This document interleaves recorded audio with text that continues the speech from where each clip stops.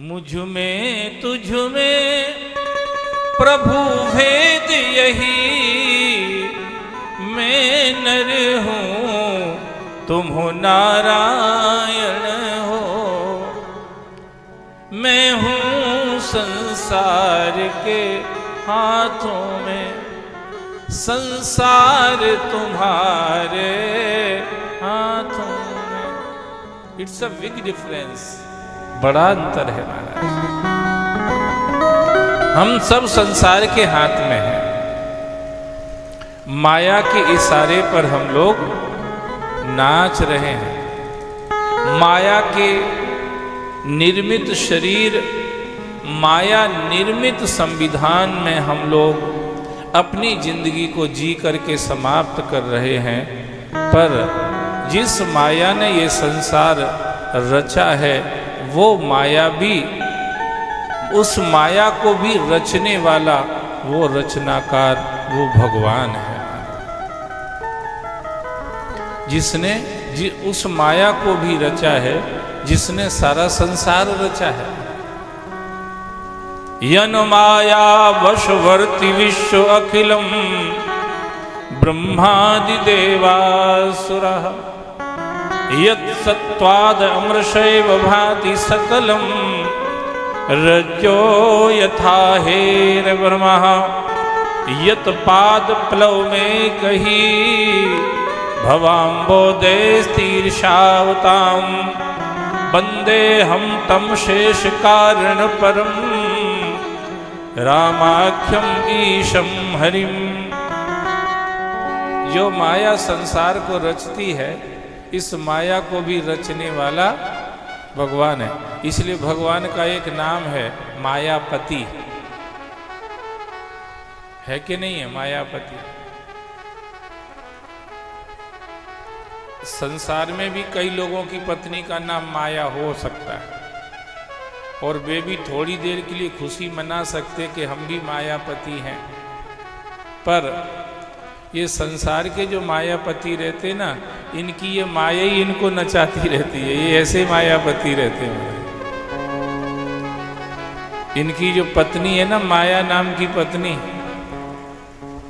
वो माया नाम की पत्नी ही इनको पतिदेव को नचाती रहती है, और ये फिर भी थोड़ी देर के लिए खुशी मना लेते हैं कि हम मायापति हैं महाराज। पर असल में परमात्मा मायापति है, जिस पर ये शब्द ठीक शोभा देता है महाराज। ये परमात्मा मायापति है। कैसे है? यन मायावश ब्रह्मादि देवासुर, ब्रह्मा जैसे बड़े बड़े देवता भी जिनकी माया से नाच रहे हैं,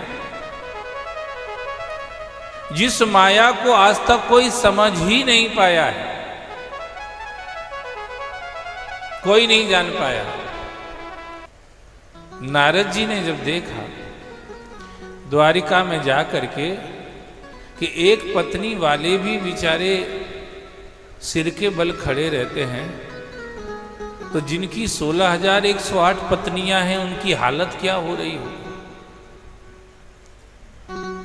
नारद जी गए द्वारिका। द्वारिका में पहले गए रुक्मणी के महल में। भगवान रुक्मणी के पास बैठे थे। अब नारद जी तो दुनियादारी से सबसे ज्यादा परिचित महात्मा नारद हैं, जबकि दुनियादारी से सबसे दूर भी महात्मा नारद है महाराज। इसका मतलब यह है, दूर बैठ करके जितना समझा जा सकता है ठीक से,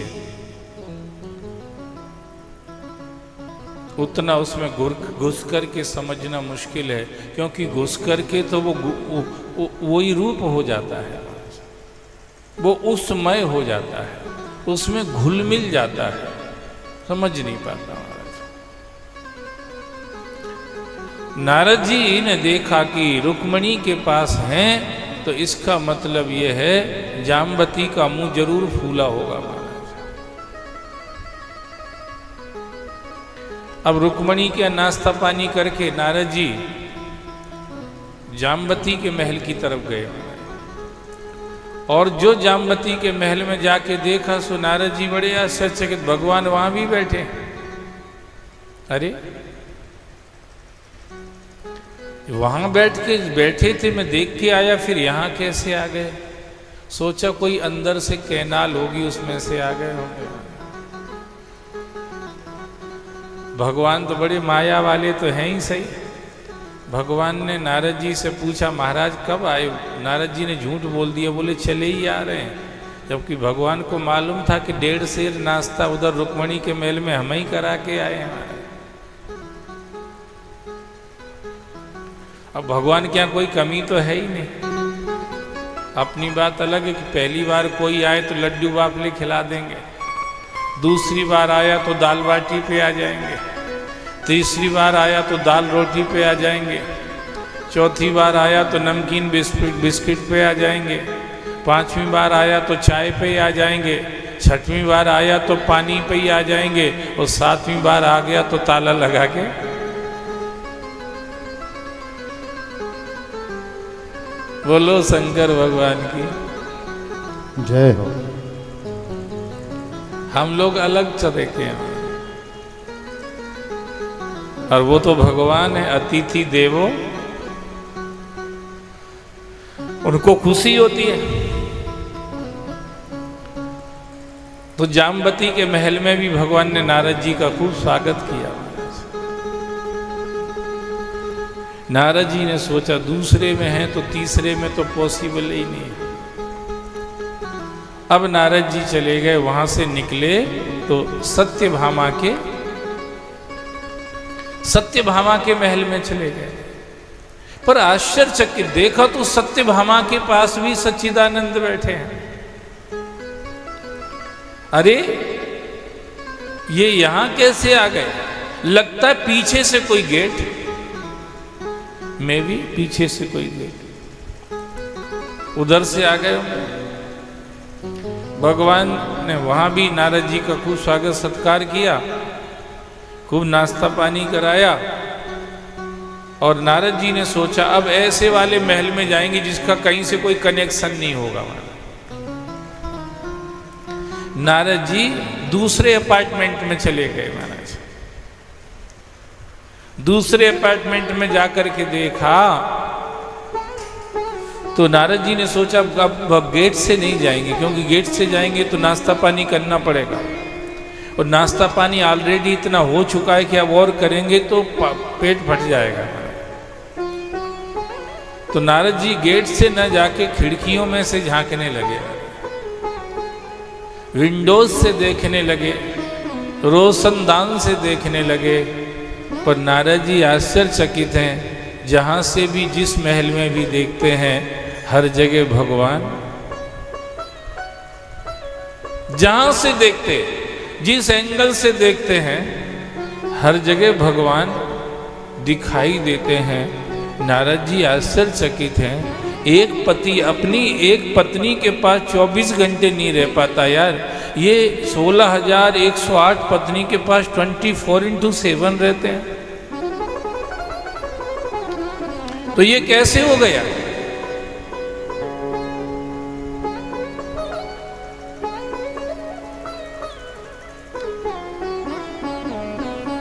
पत्नियों का काम निपटा। देवकी मैया को पता चला कि कोई महात्मा जी आए, तो देवकी मैया ने सोचा कि महात्मा और अपने गांव में आके ऐसे ही चले जाएं, ये तो कभी हो ही नहीं सकता है। ये तो बड़ा सौभाग्य है जो यहाँ आ गए हैं। आज मैं मेरे हाथ से भोजन प्रसाद बना करके महाराज को प्रसाद खवाऊंगी। देवकी मैया ने निमंत्रण दे दिया। नारद जी मन में सोचने लगे पेट तो फटा जा रहा है, अब क्या खाएंगे। सो नारद जी ने थोड़ा बहाना बनाया कि सुनो, मैं नहा के आऊं फिर भोजन करूंगा। देवकी मैया ने कहा कि महाराज सब तैयार है, चावल खाली 2 मिनट बचे सीज जाएंगे, 2 मिनट बस, तुम जल्दी से नहा के आ जाना। नारद जी ने कहा ये गया कि ये आया महाराज। जो नारद जी गए, भगवान ने कहा महाराज अकेले नहीं, अब आप हमारे यहाँ आए तो हम संग में चलेंगे आपके। तो भगवान नारद जी को नहलाने के लिए ले गए। नारद जी के मन में फिर भी चल रहा था, द्वारिका इन्हीं की नगरी है, उसमें हो सकता है कहीं कुछ ऐसी व्यवस्था कर रखी होगी इनने कि एक महल से दूसरे महल में चले गए तो हमें दिख गए। पर फिर भी मैं इतनी जल्दी तो मानूंगा नहीं इनको ठीक से, मैं एक और परीक्षा करूंगा। तो भगवान से कहा नारद जी ने कि अपन दोनों नहाएंगे। भगवान ने कहा ठीक है, कितनी ही बार नहा लो, अच्छा ही है, क्या बुराई है उसमें। वैसे भी सनातन धर्म तो ये कहता है कि 3 बार नहाना चाहिए।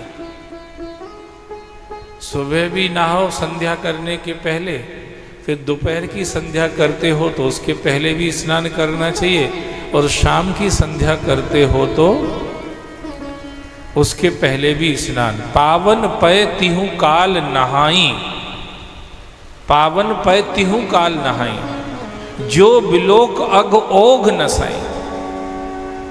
ये सनातन धर्म कहता है तीनों टाइम स्नान करना चाहिए जो संध्या करते हैं उनको। त्रिकाल संध्या, त्रिकाल संध्या करने वाले को तीनों समय स्नान करना चाहिए। तो भगवान ने सोचा चलो महाराज का संग मिल गया, आज अच्छा ही भजन हो जाएगा। भगवान ने कहा चलो ठीक है, आई एम रेडी। भगवान जान रहे थे नारद जी के मन में क्या चल रहा है। नारद जी ने कहा सुनो द्वारिकाधीश, एक शर्त लगाते हैं आज अपन। क्या शर्त लगाते? बोले जो कोई ज्यादा देर पानी में टिक जाएगा वो जीता माना जाएगा, वो जीता माना जाएगा। जीत हार की शर्त है।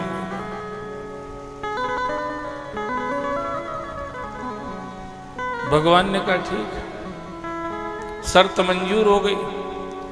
नारद जी भी पानी में घुसे और भगवान भी पानी में घुसे। नारद जी ने सोचा कि मैं रोज प्राणायाम करता हूं, अच्छी सांस रोकने की प्रैक्टिस है हमको, आज मैं सांस रोक के बैठ जाऊंगा। नारद जी गए और सांस को रोक लिया, वो एक भाटा पकड़ के बैठ गए पानी के अंदर। नारद जी निकलेंगे ही नहीं, पर कोई ना कोई सीमा तो होगी ना। प्राणायाम आप करते हैं तो 1 मिनट, 2 मिनट, 10 मिनट, 20 मिनट, आखिर कहीं ना कहीं तो एंड होगा। नारद जी बैठे, अब भगवान तो भगवान ठहरे। भगवान पानी में गए तो पानी ही बन गए, महाराज झंझट खत्म, पानी बन गया। भगवान ने सोचा नारद जी को आज थोड़ा अच्छा ही पाठ पढ़ा देते हैं, कहाँ रोज रोज क्लास लेते रहो, एक दिन में इनको क्वालिफाई कर देते हैं। सो भगवान ने क्या किया, नारद जी घंटा 2 घंटा बैठे रहे। आखिरी में सांस फूलने लगी, दम फूलने लगी। अब नारद जी घबरा करके निकले। जो खड़े हुए सो देखते क्या है, नारद नारद से नारदी बन गए। पहले छोटी चोटी थी, अब जो लंबी चोटी, महाराज ऐसा लगे मिस वर्ल्ड वाली चोटी दिखाई दे नारद जी की। महाराज लंबी चोटी, यानी बनारसी धोती, टिकिया विकिया बिंदिया विंदिया सब लगी हुई महाराज। अरे मैं तो स्त्री बन गया। घबरा के आए, सोचा कपड़े, सो देखा वहां पर लहंगा चुन्नी की जगह साड़ी कपड़े रखे महाराज। वो लहंगा चुन्नी रखे, उनके जो चोला दाम वैसे थे, जो भगवा कपड़े उनकी जगह महाराज। अब नारद जी ने सोचा क्या करें, अब तो मरे जा रहे, जल्दी जल्दी में सब वो ही पहन लिए महाराज। पहन के खड़े हुए ही थे कि इतने में एक आदमी आता दिखा, काला कट ने हाथ में लंबा लठ लिए चला आ रहा।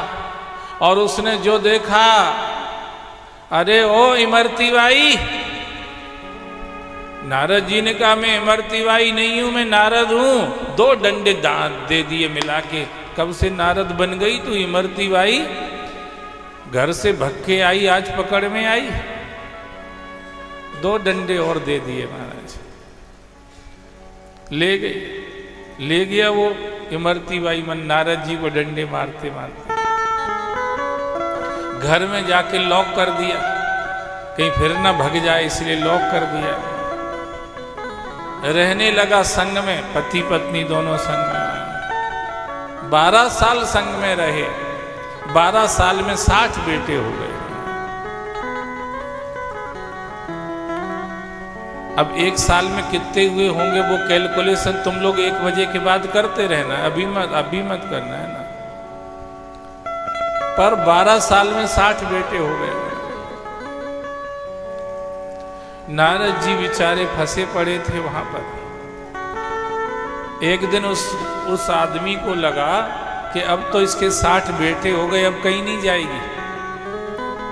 तो एक दिन कहीं चला गया किसी काम से, इधर नारद जी सोचने लगे आज ही मौका है, भग पाऊं तो भग जाऊं, नहीं तो फिर लौट के आ गया तो मुश्किल हो जाएगी महाराज। नारद जी ने दाल रोटी बना के धरी और बच्चों से कहा कि बेटा मम्मी जा रही है, जब तक लौट के नहीं आई दाल रोटी खा लेना। जो नारद जी वहां से भगे महाराज, वहीं समंदर के किनारे जाकर के पहुंचे जहां भगवान ने उनने डुबकी लगाई थी। नारद जी जाकर के पहुंचे तो देख के आ रहे हैं भगवान पानी में से निकलते आ रहे हैं। नारद जी ने सोचा गजब हो गया, 12 साल उधर रह के आया हूं, 60 बेटों को जन्म दे के आया हूं, और ये अभी नहा के ही निकल रहे हैं। भगवान निकले, पता तो सब था। कहा नारद जी चलो चलो, अब भूख लग गई होगी, मैया ने भोजन तैयार कर लिया होगा। नारद जी की बुद्धि तो यहीं से घूमने लगी, पर जैसे ही जाकर के पहुंचे सो देवकी भी खड़ी थी हाथ जोड़ के, बोले बस चावल सीजे ही हैं, अब 2 ही मिनट हुए हैं बस। नारद जी आश्चर्य में डूब गए, हद हो गई यार, ये तो 12 साल में वहां रानी 60 बेटे हुए नहीं, ये सब नाटक, इतनी दुनियादारी। अनिल देवकी कह रही कि 2 ही मिनट हुए हैं।